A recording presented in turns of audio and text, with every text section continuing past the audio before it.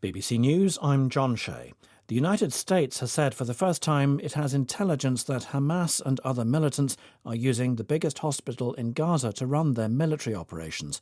A US national security spokesman said this amounted to a war crime, but he said it didn't lessen Israel's responsibility to protect civilians.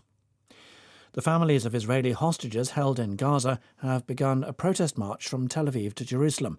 They complain that the government isn't doing enough to secure the release of those abducted by Hamas.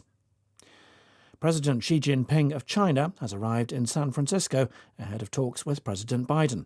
They're among those attending an Asia-Pacific summit.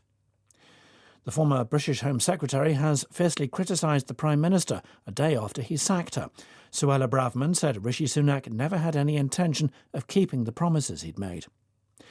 Zimbabwe's main opposition party has accused the ruling ZANU-PF of attempting to destroy it after another 18 of its MPs lost their seats in Parliament. Earlier this week, the opposition said one of its activists was abducted and killed. The army in Mali has captured the northern town of Kidal, which has long been a stronghold of Tuareg-dominated separatists. One of Haiti's most powerful gang leaders has been killed.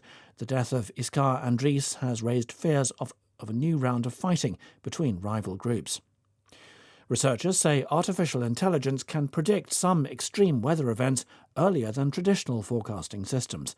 An AI tool developed by Google DeepMind predicted where a recent hurricane would make landfall in Canada 3 days ahead of conventional methods.